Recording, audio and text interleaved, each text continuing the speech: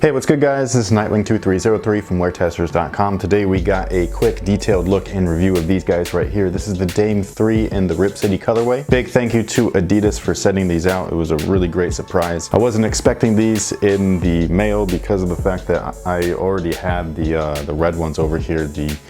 Shoot, I can't remember the name of them, but they're all red. So it was really nice to grab these because I wanted to buy these personally on the 19th, and they ended up showing up at my house like a couple days earlier. So I was like, man, thank you, Adidas. So with that being said, let's go ahead and get right into it. So as you can see, these guys have the blade traction, as do all the Dame 3s. I personally really like this setup. It offers really great, consistent, multi-directional coverage. So there's pretty much coverage no matter where you're going or what type of foot strike you have. You have coverage right here on the medial, kind of like ball of the foot if you happen to push off the side. If you plant really strongly on the ball of your foot, there's plenty of coverage there as well. And then they even have a little cross section right there at the toe for toe offs. I just really like this setup. I think it's a little bit better than the Dame 2. The Dame 2 was a little bit more, I guess you could say, like affected by dust in a negative way. These guys, you still have to keep it clean, but it's not anywhere near as bad as what the Dame 2 was. And the Dame 2s weren't bad. They just, you know, were really tight together. So dust was a quick thing that got clogged into those traction grooves. Whereas these are a lot more openly spaced, so it's not a big issue. And bounce, of course, returns on these guys right here. So basically you have a dual density setup. And what that is this black section of the midsole is the carrier. You actually sit inside of the shoe. That's my second favorite part about these over the Dame 2s. The Dame 2s, you sit on the platform. You were in it just a little bit, but not much. These guys, you sit in the platform. So somehow they were able to keep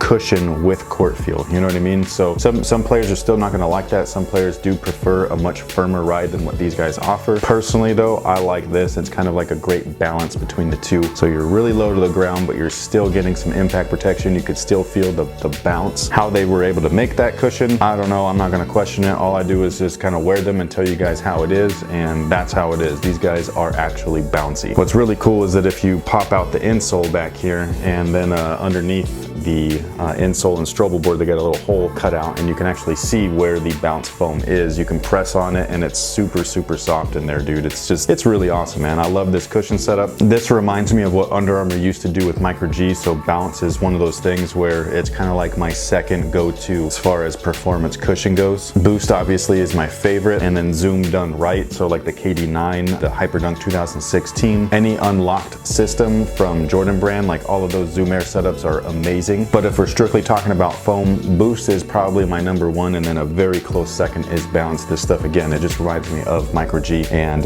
yeah, I just really like it. So they're calling the materials here fused mesh, and basically what that means is you have the mesh upper, and then it has TPU threading throughout the upper. Very similar to the Kobe 11 Elite, if that's the one with the fly knit, and then they had the TPU strands around there. Now these guys here, people have been asking me if it's similar to the LeBron 12's Mega Fuse, and it's like a yes and a no. The yes in the sense that it's very similar as far as the setup goes. So you have the TPU or the plastic along with a woven or knitted material in with that, and then that area is then heated up and it becomes a fused seam, which is awesome. But then they took that and then they glued it on top of the mesh booty, which was the main source or the main build construction material of that particular model. Whereas these guys here, it's literally like woven or knitted into the actual materials. So they're able to really like make whichever part of the shoe they want to be fused. And they do that with heat welding. It's really awesome. It keeps the rest of the upper nice and soft and malleable, so it moves around with your foot. It's a little bit on the crispy side if we're talking like straight up comparison with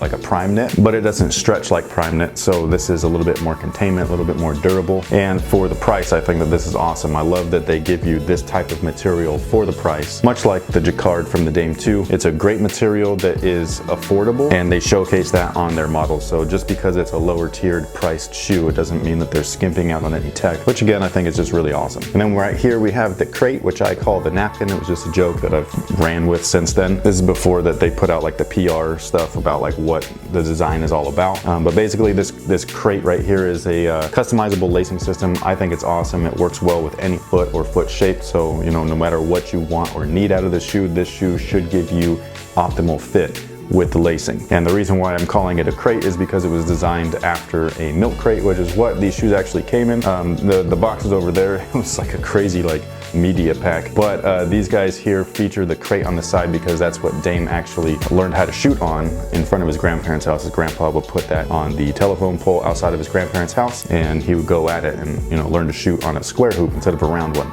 which is impressive. As far as sizing, Adidas, again, it's like super tricky sizing. Their sizing is about 1/4 of an inch off, so it's like very, very small, but it's noticeable. So if you go true to size, you're gonna be okay. You'll have a little bit of room in the toe area from the tip of your toe to the tip of the shoe. And because of that lacing system, it saves that whole like too much space type of thing, because you can actually customize it to like make sure that you're locked in no matter what. So going true to size would be an okay idea if you have a normal foot. Wide footers are gonna wanna go true to size no matter what, because this will fit you perfectly. But if you did want to go down half a size, it wouldn't be a bad idea. You would be right at the tip because, like I said, the sizing is just barely off with Adidas, barely to the point to where it's noticeable. So once you break them in, if you do go down half a size, I think that you'll really like the fit. Some people that prefer no space, you know what I mean, like that contained one-to-one fit, might not like true to size once they are broken in or played in. That's just my recommendation. I personally, both pairs that I have, like this pair here, I love wearing, and they're a size 9, and I just, you know, I wouldn't mind going down half a size, but I have no issues wearing that shoe on court whatsoever. They fit me great. And that's pretty much it. Thank you guys for watching. Thanks for all your support. Again, thank you to Adidas for sending these out. I greatly appreciate it. I can't wait to rock this pair off court.